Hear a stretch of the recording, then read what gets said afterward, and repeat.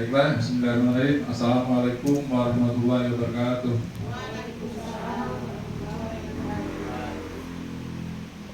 Selamat pagi Bapak Ibu semua. Bersyukur kita tanyakan kehadirat Tuhan Yang Maha Kuasa, yang mana pagi hari ini kita bisa berkumpul di ruangan guru ini. Selanjutnya salawat dan salam adalah selalu kita kirimkan ke kita yang lebih besar nama salawat dengan lapas Allah masalah Muhammad Rasulullah. Baiklah, yang saya hormati dan saya banggakan Bapak Ibu, rekan-rekan Yesus Guru Semarang Ketiga Basebo. Selanjutnya saya di sini mohon maaf ya, karena ini mengganggu aktivitas Bapak Ibu saya. Mungkin ada yang sedang mengajar, ada yang sedang Zoom atau kegiatan lain, ada yang mungkin anaknya sudah pulang ya, jadi saya minta waktunya sebentar. Jadi ini dalam rangka tugas saya sebagai rekan guru di sini, kepada rekan guru yang dari tugas saya juga bagian dari pendidikan guru gerak, ini menyampaikan apa yang sudah saya terima dari pendidikan guru gerak itu. Jadi gitu ya. Jadi di sini saya akan menyampaikan tentang budaya positif. Ini sudah masuk dari aksi nyata modul 1.4. Nah, jadi di modul ini ada tentang konsep inti tentang budaya positif itu. Pertama ada perubahan paradigma belajar, ada disiplin positif, nilai-nilai kebajikan, kebutuhan dasar manusia, motivasi perilaku manusia, posisi kontrol guru, keyakinan kelas, dan segitiga restitusi. Jadi biasanya kalau di sini, kalau dulu sampai sekarang mungkin ya, yang kita punya adalah peraturan kelas ya, peraturan kelas atau peraturan sekolah. Nanti kedepannya bisa kita ubah menjadi keyakinan kelas. Apa bedanya nanti kita akan bahas bersama-sama. Selanjutnya di sini yang saya sampaikan mungkin Bapak Ibu sudah menerima terlebih dahulu, ya, anggaplah ini sebagai sharing saja. Pertama, kalau Bapak Ibu aktif di EPMM, jadi materi-materi ini juga ada di pelatihan mandiri di PMM sebenarnya ya. Nah, selanjutnya kita sebagai guru tentunya kita merasa kita itu mempunyai kontrol terhadap peserta didik kita ya. Nah, jangankan padahal sebenarnya jangankan kepada peserta didik, kepada anak kandung kita saja kita ada batasan sebenarnya. Seperti yang saya dapat dulu waktu parenting ya, usia 0 sampai 7 tahun anak itu diperlakukan seperti raja dan ratu itu, kita melayani semuanya. 7 sampai 16 tahun kalau saya 15 tahun ya mulai diajarkan tanggung jawab. Nah, begitu juga apalagi kalau anak SMA ini sudah masuk SMA. Jadi ilusi guru mengontrol murid itu hanya sebuah ilusi, hayal kita saja sebenarnya. Yang terjadi mungkin selama ini kita bisa mengontrol, berpakaian rapi kan, kemudian belajar di kelas, mengerjakan tugas, itu hanya ilusi saja. Sedangkan pada dasarnya mereka yang berhasil itu berasal dari motivasi dari dalam mereka sendiri, bukan dari kita sebenarnya. Ilusi bahwa penguatan positif, efektif dan bermanfaat. Penguatan itu tidak terlalu efektif dan tidak begitu bermanfaat. Kemudian ada lagi ilusi bahwa kritik dan membuat rasa bersalah mampu menguatkan karakter. Itu juga ilusi.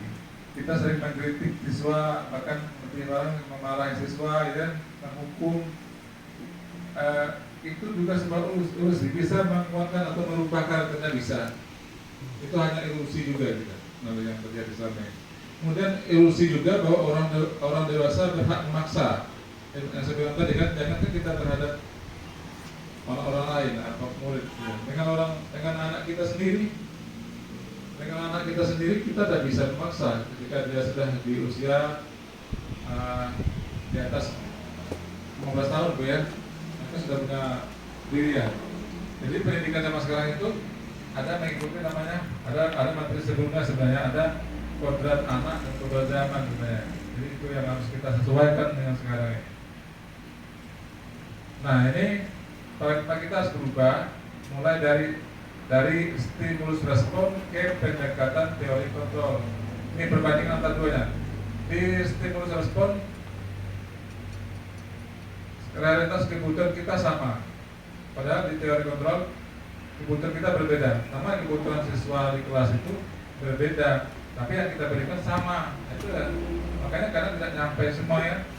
Nanti ada lagi namanya materi yang sudah ini yang selama modul yang sedang kami pelajari itu pembelajaran dan diferensiasi. Nah, karena dari lanjutan dari ini sebenarnya. Kemudian semua orang melihat hal yang sama. Sementara di teori kontrol setiap orang memiliki gambaran yang berbeda. Kemudian kita mencoba merubah orang agar berpandangan sama dengan kita. Tapi yang benar, kalau teori kontrol kita berusaha memahami pandangan orang lain terhadap dunia. Kemudian perilaku buruk dilihat sebagai suatu kesalahan. Semua perilaku memiliki tujuan, itu teori kontrol. Orang lain bisa mengontrol saya. Itu kalau stimulus respon ya. Hanya saya yang bisa mengontrol diri Anda.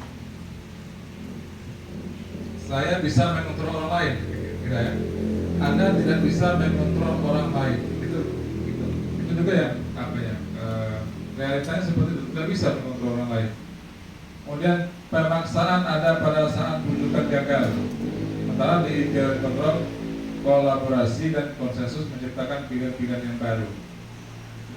Kemudian model berpikirnya menang kalah kalau di stimulus respon, sementara di teori kontrol model berpikirnya menang-menang atau win-win solution. Saya hanya sekilas saja ya, karena ini tidak semuanya. Kemudian disiplin positif. Apa itu disiplin positif? Disiplin dari kata disiplina yang artinya belajar. Disiplin mengacu pada disiplin dari yang memiliki tanggung jawab terhadap apa yang dilakukan berdasarkan nilai-nilai yang diyakini. Disiplin positif merupakan salah satu cara penerapan disiplin yang bertujuan untuk menumbuhkan kesadaran serta pemberdayaan kesadaran diri tanpa imbalan, penghargaan, reward, ancaman atau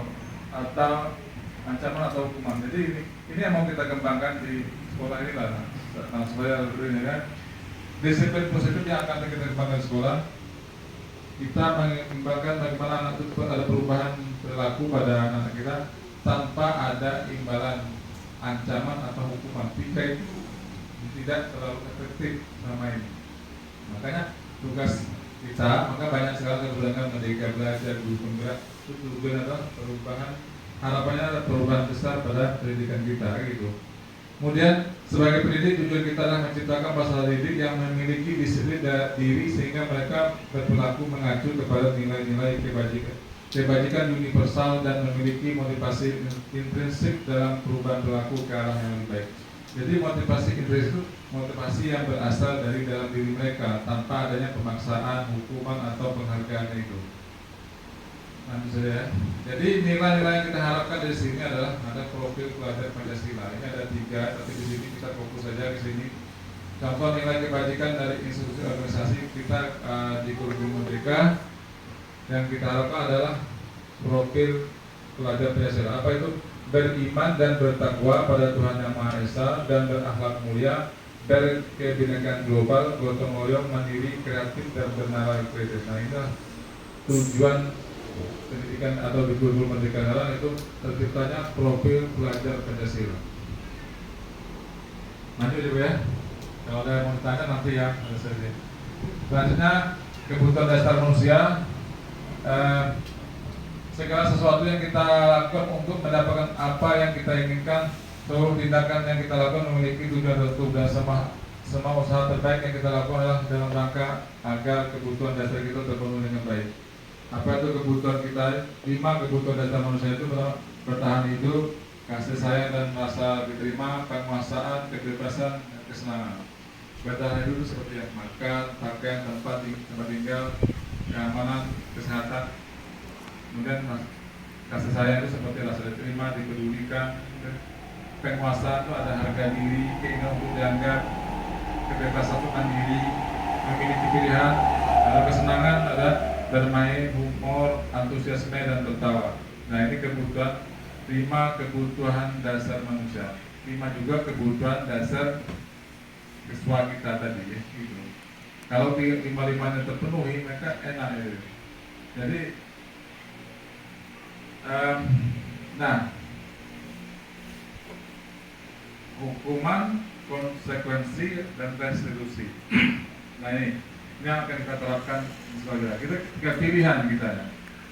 Kalau hukuman tidak terencana, tiba-tiba murid tidak tahu apa yang akan terjadi, tidak dilibatkan, bersifat satu arah, ditaruh dari guru saja, tanpa konsekuensi.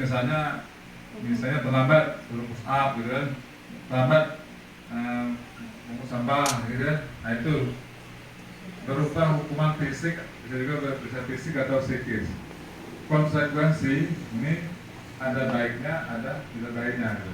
Rencana lalu disepakati sesuai peraturan, murid tetap dibuat tidak nyaman, sikap guru selalu mentor murid.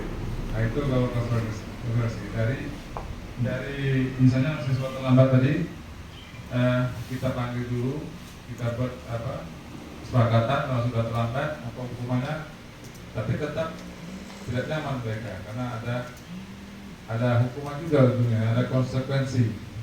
Nah, kemudian restitusi. Ini proses menciptakan kondisi bagi murid untuk memperbaiki kesalahan.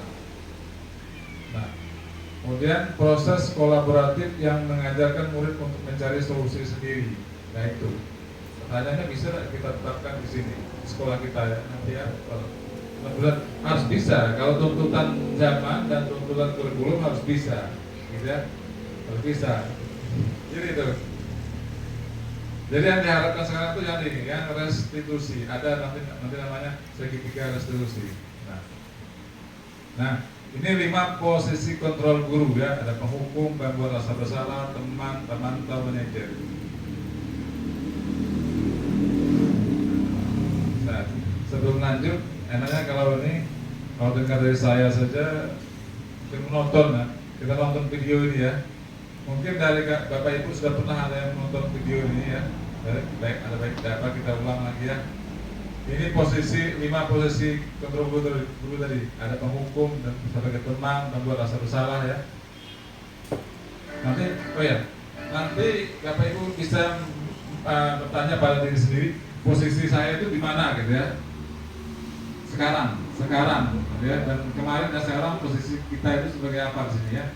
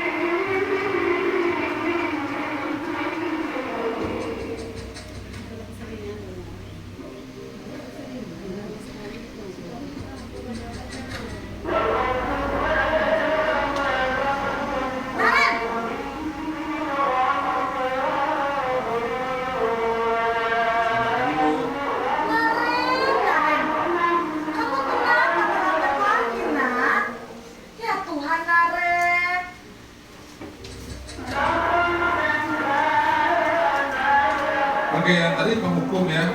Nah, misalnya kalau jujur saya sebelumnya pasti saya banyak di penghukum di SMA sebelum zaman itu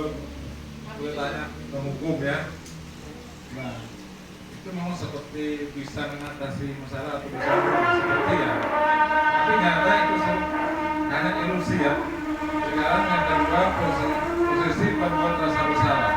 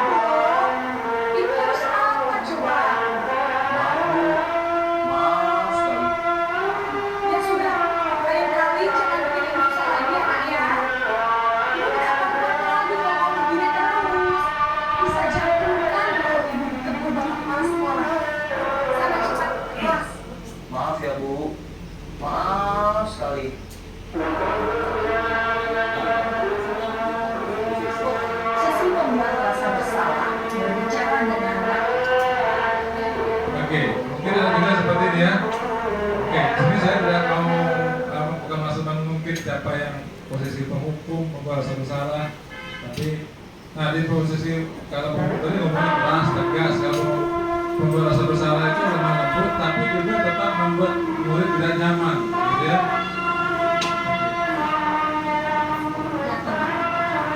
Nah, selanjutnya posisi teman.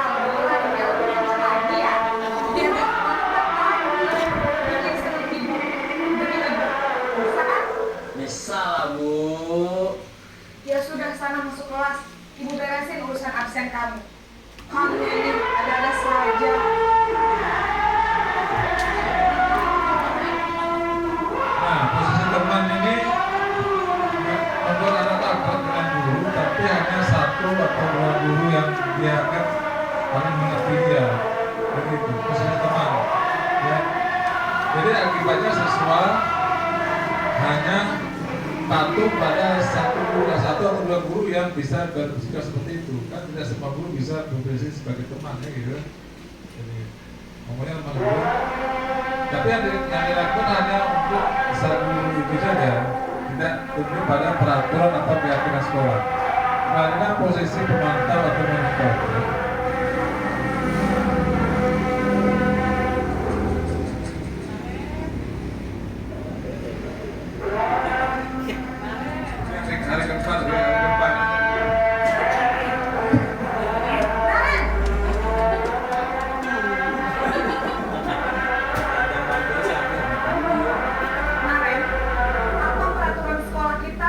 Jam berapa kita harus masuk sekolah, Nak? Kita harus di sekolah jam 7. Iya, betul. Sekarang sudah jam 7. Kalian sudah tahu konsekuensinya jika terlambat kan? Saya harus tinggal kelas pas jam istirahat selama 20 menit. Iya, benar. Konsekuensinya demikian. Jadi nanti jam 9.30 pas istirahat, kamu harus tinggal di kelas, kerjakan tugas tambahan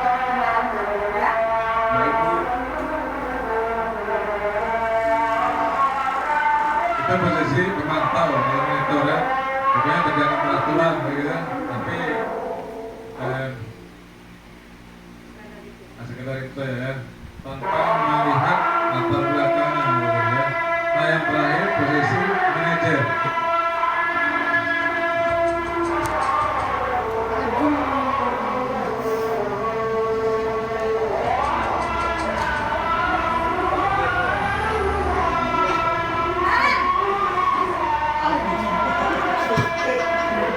Hari kelima ya.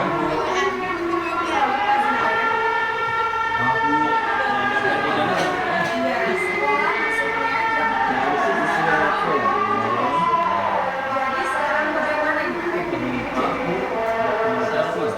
Saya semalam Baiklah, menurut kamu, keyakinan sekolah yang mana yang perlu kamu tingkatkan?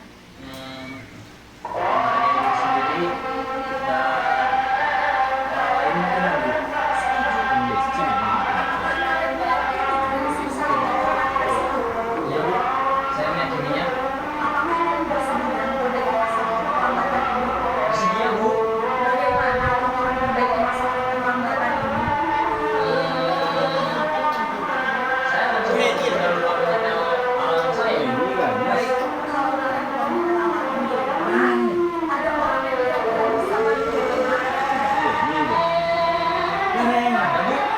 kata saya, Kak Ema.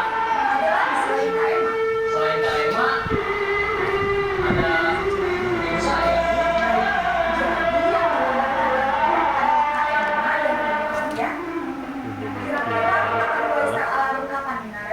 Setelah pulang sekolah, akan segera saya lakukan. Baik, jadi Karen akan setel alarm untuk bangun besok pagi dan akan diingatkan oleh kakak dan ibunda Karen ya. Ada lagi yang mungkin perlu dilakukan Karen agar tidak terlambat bangun lagi. Tidak ada Bu. Baik Karen, terima kasih untuk kerjasama kamu. Sekarang kamu perlu kembali ke kelas untuk belajar. Dan Bu, terima kasih.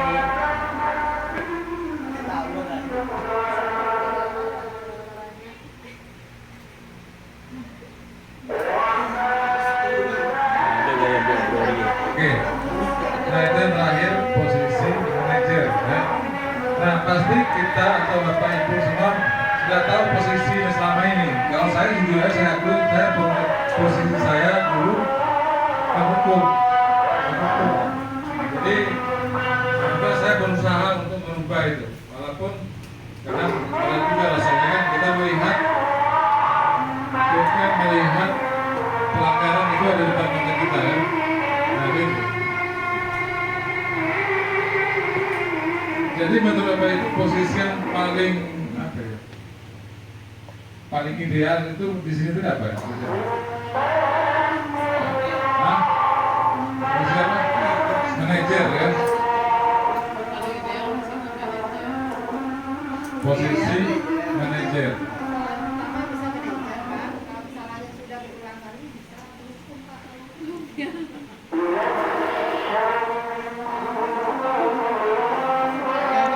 Oke, posisi manajer ya, posisi itu juga yang diharapkan oleh untuk guru zaman sekarang ini, apa guru bergerak ya, posisi manajer. Jadi anak itu ketika melakukan pelanggaran, kita ada di sana ada terjadi segitiga restitusi tadi.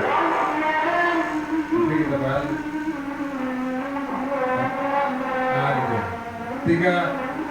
Segitiga resolusi, 3 langkah mengatasi masalah ya. Pertama itu validasi tindakan yang salah. Yang kedua menanyakan keyakinan. Pertama ini menstabil identitas ya. Validasi tindakan salah dan menanyakan keyakinan. Apa itu segitiga resolusi? Suatu proses dialog yang dijalankan oleh guru agar dapat menghasilkan murid yang mandiri dan bertanggung jawab. Jadi anak itu ketika melakukan pelanggaran kita duduk bersama, bahasa sederhananya itu kita tenangkan mereka, tanya apa masalahnya, oke? Lalu tanya latar belakangnya. Akhirnya kita kasih tawaran anak itulah yang nanti mencarikan solusi untuk masalahnya. Mungkin kita melihat di sini ada anak yang sering terlambat, ada anak yang ngantuk di kelas, ya kan? Kita kan gitu ya. Pertama dari menstabilkan identitas, ya. Kenapa kamu ngantuk setiap hari? Pasti dia jawab itu, saya main game sampai malam, gitu kan? Nah, terus baru kita validasi, menurut kamu main game sampai malam itu bagus atau tidak? Seperti tadi ya, itu keterlambatan. Kemudian karena dia terlambat atau ngantuk, maka kita tanyakan keyakinan apa yang kamu langgar ketika kamu tidur di kelas, gitu kan? Oke. Baru nanti solusinya tanyakan pada siswa itu sendiri, apa solusinya? Mereka akan, maka dari situlah nanti akan diharapkan nanti muncul motivasi intrinsik, motivasi dari anak itu sendiri untuk merubahnya. Kalau kita maksa-maksa menghukum hanya suatu keterpaksaan saja. Seperti tadi yang terlambat, bagaimana cara mengatasinya, itu yang diharapkan dari pendidikan atas sekarang. Kalau kita mau, kita harus ikut. Kita semua harus bersikap optimis, ya. Makanya sama-sama belajar. Saya pun masih belajar dalam hal ini, ya. Jadi begitu juga kita saya melihat banyak di sini proses pemanggilan siswa, misalkan kalau bisa ya di tahap pertama kan tanpa orang tua, ya kan. Kalau bisa selesai tanpa orang tua, karena tidak semua orang tua memahami. Karena kalau kita terlebih di dusun, ya, itu posisi orang tua itu penghukum, mau sekolah pun tidak lagi, kan itu. Mau sekolah pun tidak, kalau sekolah kerja, ya. Nah, jadi menghindari kerja itulah mereka sekolah, itu kan motivasinya itu terpaksaan jadi ya. Makanya kalau ada pelanggaran, motivasinya rendah. Saya itu siapa ada ibu BK, ya, Ibu Lestarian, pasti lebih memahami ilmu yang seperti ini. Jadi samakan persepsi pada anak itu untuk mengatasi masalah mereka sendiri. Jadi itu ya, pada segitiga restitusi untuk mengatasi masalah. Itu yang dilakukan oleh guru yang berposisi sebagai manajer. Nah nanti kedepannya kita akan merubah di sekolah ini. Maksudnya itu sama saja, tapi bunyinya beda. Ya. Pembentukan keyakinan kelas itu bersifat abstrak, berupa pernyataan universal dibuat dalam pernyataan positif sedikit saja agar memperhatikan sesuai dengan kondisi kelas dan sekolah, sehingga perlihatkan semua warga sekolah awal kelas digunakan dalam saat membuat keyakinan kelas. Nanti Bapak Ibu wali kelas, kalau sekarang sudah berjalan, ini dengan tahun ajaran baru, nanti kita ubah dari peraturan kelas menjadi keyakinan kelas. Tujuannya kan sama saja. Ini contoh di sini.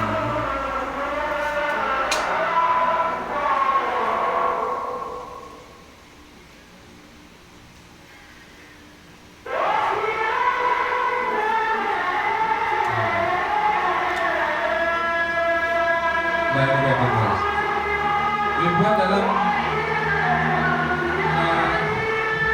kata-kata yang positif seperti ini, keyakinan kelas. Setiap anggota kelas perlu belajar, senang, melakukan tugas, saling menghargai, merasa aman, bersikap positif, semoga. Kemudian di sini ada juga kata hormat. Katanya singkat, tapi mudah diingat. Yang selama ini mungkin menghindari kata-kata yang negatif, misalnya dilarang membuang sampah sembarangan, itu dilarang melakukan bully, ya kan? Dilarang mengganggu hak orang lain. Nah, kata-kata dilarang itu kita hindari nanti di kelas kita. Maka dikata dibuat dalam kalimat positif seperti kami meyakini bahwa sangat penting untuk menghormati semua orang dan barang milik orang lain. Dibuat dalam kata-kata positif seperti ini. Nah, ini contoh saja.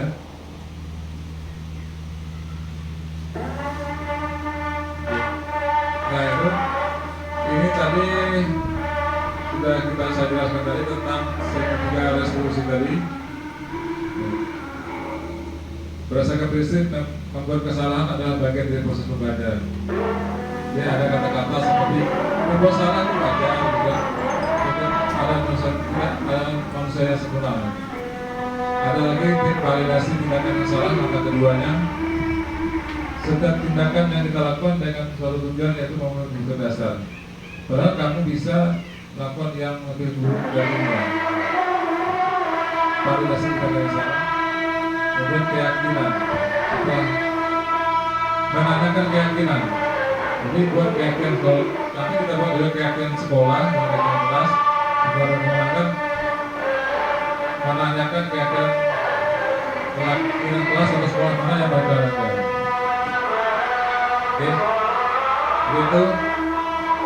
Jadi dalam penerapan program disiplin positif, hanya guru memiliki standar kepribadian profesional dan sosial yang baik di mata guru, di mana guru mampu merepresentasikan dirinya dalam bersih kontrol saat ini. Bagaimana perjalanan dirinya sebagai among, sebagai manajer yang menuntun muridnya menjadi insan yang mandiri, merdeka dan bertanggung jawab. Itu menurut standar nasional pendidikan. Jadi itu dari saya. Lalu sekilas sebenarnya mungkin Bapak Ibu ada yang ingin ditanyakan atau silakan.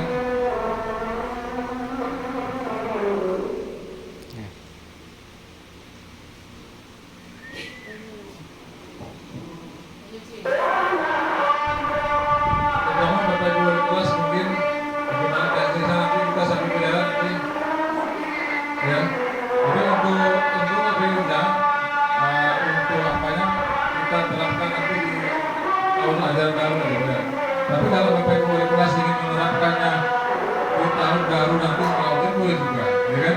Cuma ya sama-sama belajar, ya.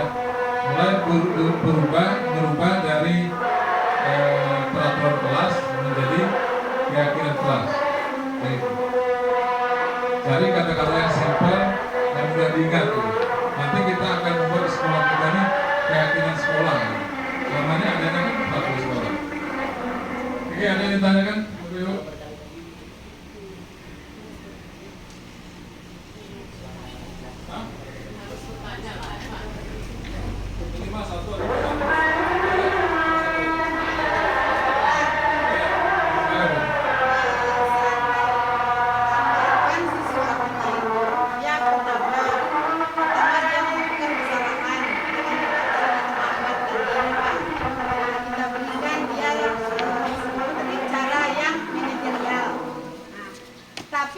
Kita ini berulang-ulang kali Pak dengan cara manajerial ini tidak mempan.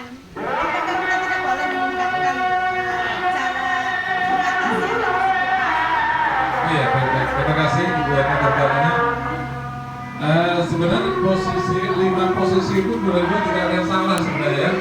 Cuma yang diharapkan itu posisi yang diharapkan sekarang itu posisi manajer, di mana kita mengharapkan adanya motivasi dari dalam siswa itu sendiri untuk berubah, kan gitu. Karena kan berdasarkan agama kita kan manusia itu kan tidak bisa berubah. Bahkan Nabi pun disampaikan tugas saya yang menyampaikan. Kalau mereka mau berubah itu kayaknya dari mereka sendiri. Jadi pertanyaan itu tadi, ketika posisi manajer itu tidak mempan, apa yang bisa kita lakukan? Bisa kita menjadi posisi pemimpin, bisa juga. Oke? Apalagi dengan kalau tidak sanggup lagi gimana lagi ya? Kalau nggak sanggup lagi, ya. Tapi tetap harus kalau kita betul-betul jalankan yang tadi segitiga restitusi tadi, pasti ada penyebab ada. Saya lihat sesuatu tadi paling masalahnya paling rendah itu motivasi belajar, ya. Motivasi belajar. Di sekolah ini mereka ngantuk, ya. Kasih HP, ini lama dulu. Nah, kalau guru-guru di sana seperti itu, bermain belajar sambil main game, maka kita juga perlu meningkatkan kompetensi kita disesuaikan dengan peraturan. Tapi memang banyak plus minus. Kalau bebaskan baru HP nanti nggak seperti sekolah lagi. Ini bagi kita nanti kita untuk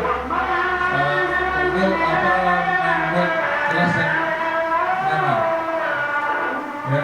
bukan hanya masalah HP juga, seperti yang Ibu sampaikan tadi, kalau kita sudah manajer beberapa kali dan mempan ya tetap kembali ke yang berlaku selama ini.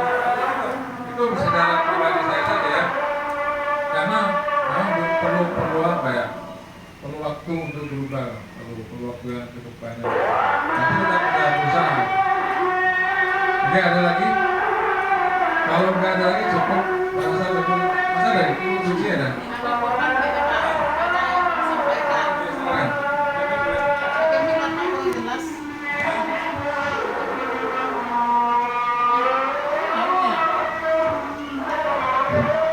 Terima kasih Pak.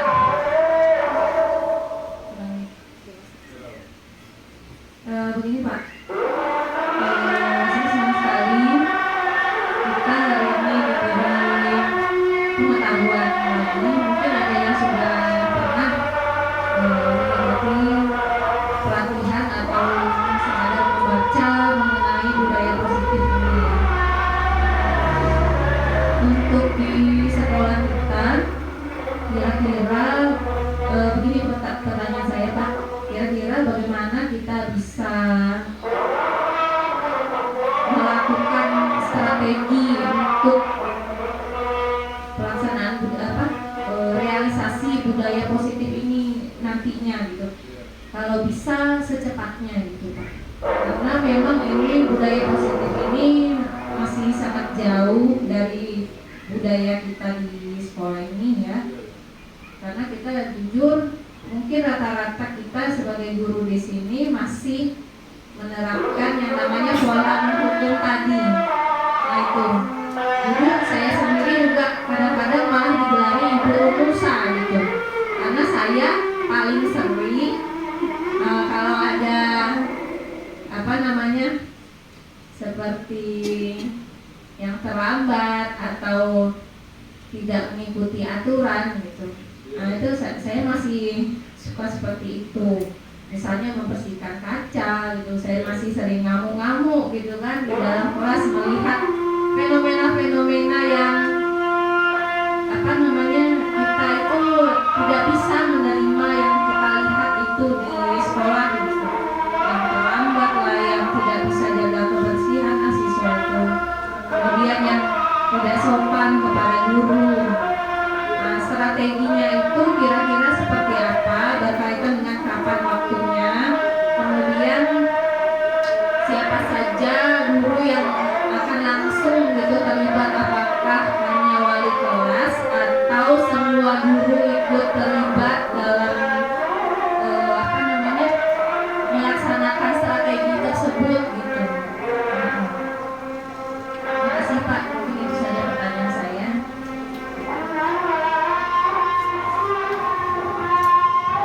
Oke, pertanyaan itu sudah saya paham maksudnya. Pertama mengenai waktu kapan ya. Kalau saya pengennya secepatnya, cuma kita perlahan saja ya, karena sambil belajar juga. Saya sarankan sebaiknya dimasuki semester baru nanti. Pertama itu kalau hal yang terlibat itu ya semuanya terlibat karena sesuai dengan kewenangannya masing-masing. Mulai dari saya dan wakil kepala sekolah, wakil kesiswaan, guru, wali kelas dan guru, karena punya ranahnya masing-masing, gitu kan? Kalau saya memantau semua guru apakah benar nanti bisa dilaksanakan, nanti wali kelas nanti saya akan memantau wali kelas. Pertama kita mulai dari merubah dari mungkin peraturan kelas menjadi keyakinan kelas, itu PR wali kelas. Kemudian untuk seluruh guru kan guru punya ranahnya masing-masing, ya kan? Untuk pelajarannya masing-masing. Nah, itu banyak-banyak belajar bagaimana menerapkan segitiga restitusi itu. Mungkin ada anak yang tidak pernah mengajarkan tugas, dan mungkin selama ini kita hukum ya, selama ini kita hukum, tapi mungkin kita bisa melaksanakan dari pertama kita tanyakan latar belakang masalahnya. Gitu. Jadi kalau mau pertama jawaban saya secepatnya dilaksanakan, mungkin di tahun semester baru sudah mulai beberapa kelas atau guru semuanya sudah terpapar untuk keyakinan kelas. Tapi setelah tadi kita sambil merumuskan keyakinan sekolah. Gitu. Kemudian jadi jawabannya saya secepatnya minimal sebenarnya ini di semester baru nanti. Kemudian kalau terlibat, semua terlibat sesuai dengan ranahnya masing-masing. Gitu. Ya, ada lagi? Cukup? Ya, kalau tidak ada lagi, ya sambil berjalan nanti kita sambil merumuskan yang terbaik untuk sekolah kita ini ya. Karena memang untuk berubah jadi penghukum itu biasanya susah. Anak itu nyambung nggak diajak bicara bersama gitu, itu masalah ya. Kalau saya dulu penghukum, hasil saya rumusah, saya lebih kejam itu dari rumusah. Hasil dari tugas saya sebagai rumusah itu ada kurang lebih 200 meter tembok jadi. Sekolah hanya menyiapkan komite ya, kalau komite itu hanya menyiapkan cerita ya, hanya menyiapkan pasir, semen, alat untuk membuat batako itu, cetakan semacam. Kerja saya pagi-pagi itu, dari mana yang terlambat saya suruh membuat ya 3-4 orang 1 selah semen jadi sekitar 60-70 buah batako. Dan hasil dari itu jadi sekitar 200, mungkin hampir 300 meter apa? Ya, apa ya tuh? Dinding temboknya tuh. Semakin besar dari bicara saya. Begitu saya dulu ya. Nah, jadi sesuai kebutuhan juga mungkin karena sekolah tidak mendapatkan pagar dari pemerintah ya dari pemerintah tidak. Jadi saya mulai merubah saya merasakan menjawab 40 itu cukup banyak ya. Jadi masalah-masalah itu tidak diperlukan lagi di sini kayak gitu. Jadi kalau tidak ada lagi, terima kasih atas perhatiannya.